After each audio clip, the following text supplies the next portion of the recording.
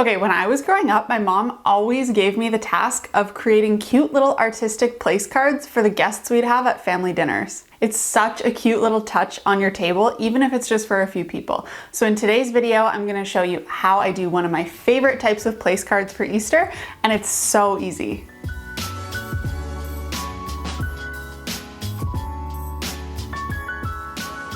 Okay, so for tools in this video, you're going to need watercolor paper. I prefer cold press watercolor paper. It's just a little bit grittier and thicker, and I like the way it holds the watercolor. So any watercolor paper will do, but that's my preference.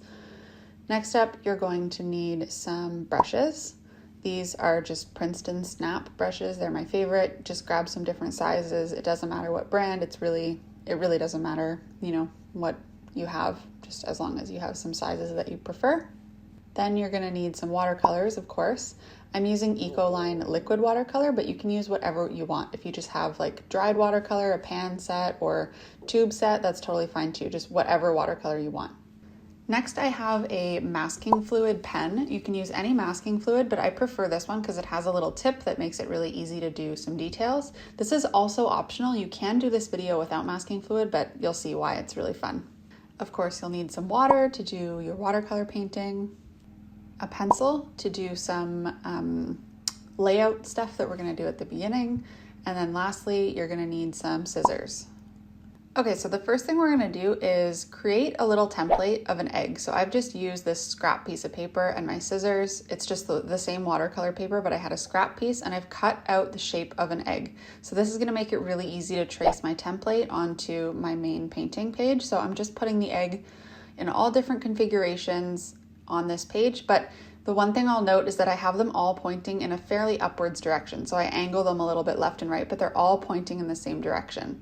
So I've got some of them overlapping. I have some going over the edges. Just fill up the whole page in whatever pattern you want. You can make them really, you can make it a serious pattern. You can put them all in a straight line. You can do whatever you want, but I kind of just place them wherever I want, fill up the whole page.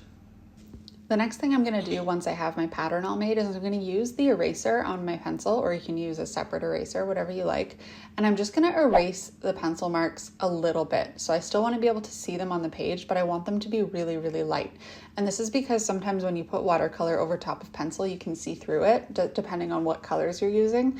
And you really don't want to be able to see that pencil mark. So I'm just making it as light as I possibly can on the page. Once I've done that, the next step is to grab my masking fluid pen. So basically what this pen does is it's like a gummy masking fluid where whatever you draw on the page with this masking fluid is going to be hidden from your paint. So I'm going to do some designs on my egg that I want to remain white. So then once I put my paint over top of it, this is going to hold the white of the paper, and when I peel it away, it's all going to be white underneath whatever I cover with masking fluid. So I'm just drawing some really random, really simple designs on the eggs. You can do whatever you want here. You can do dots, you can do lines, you can even Google just like Easter eggs and get inspiration from the internet, and then color in as many as you want in whatever patterns as you want with masking fluid. You'll notice that I'm not doing every egg this way. I'm just doing, every second or every third egg with a little pattern. I'm not going to do them all with this.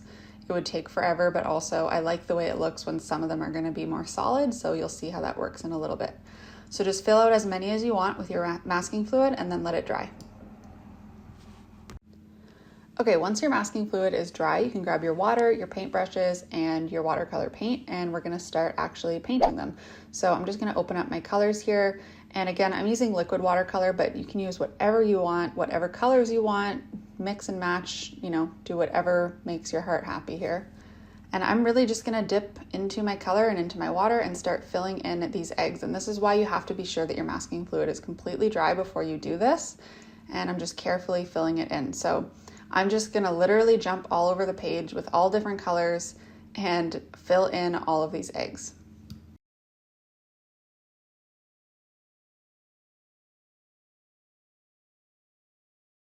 All right, once all the eggs are completely dry, I'm using this is called a rubber pickup tool, and it's for removing masking fluid or removing other, rubber cement or other glues. I just happen to have one of these, but you can also just use your finger or you can use an eraser, but this is my favorite part. So this is what we use to remove the masking fluid, and you kind of just rub it against the page until all of the pieces come off. And you'll see how wherever the masking fluid was, it's white underneath.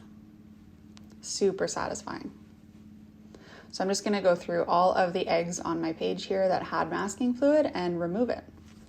So now that we have our eggs all set, we're gonna grab the colors, the same original colors we did before, and a smaller brush for some detail, and we're gonna just start painting in some more details on the plain eggs. So on these ones, I'm gonna do really similar stuff to what I did with the masking fluid, except this time I'm doing it with paint.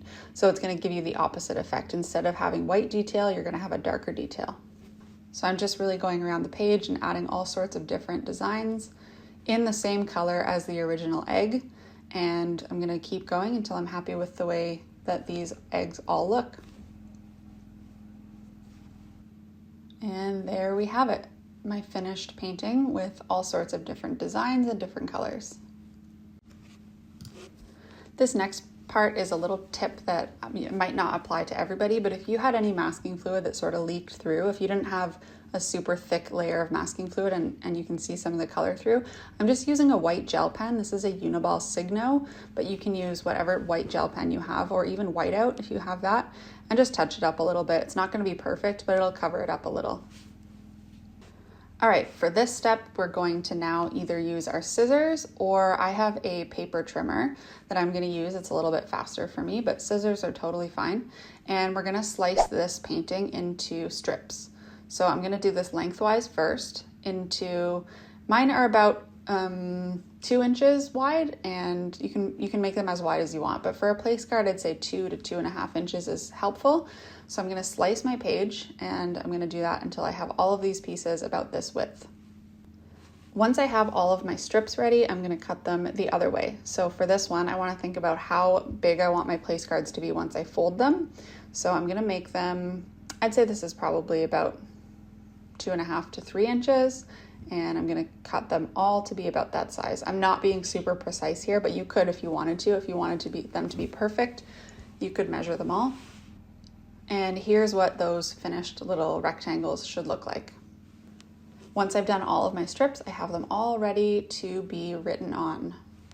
Okay, for this step, we're gonna start writing on our place cards. So I'm gonna put the names on there. So I know that I'm gonna wanna use the bottom half of this card because I'm gonna write on it before I fold it. So I wanna use this bottom half. And if you're not super experienced, you could use a pencil, but I'm actually gonna jump right in with my brush pen. So this is a Tombow Furunosuke. It's my favorite brush pen. If you know me, you know that that's the truth. But you can use whatever you want. If you don't know how to do calligraphy, or if you want to just use a regular ballpoint pen or a Sharpie or whatever you want, however you want to write the names on here. Obviously, I'm going to do mine in calligraphy because that's my specialty, but you can write however you like. You could also use a ruler or a laser level. You can write them out, again, with a pencil first, but I'm really just going to jump right in because I'm super comfortable. Okay, so I've got my name on there. And now I'm gonna show you what it looks like once I fold it. So you could score this first, but again, I'm not super perfect or super particular, so I'm just gonna fold it right in half and use my nails to flatten it out. And then it's this perfect little place card with your Easter eggs, and it's just such a cute little design.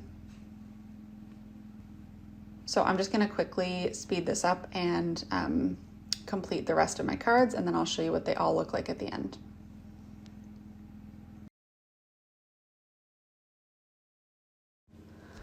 Okay, there we have it. All of my place cards ready for my family's Easter dinner this weekend.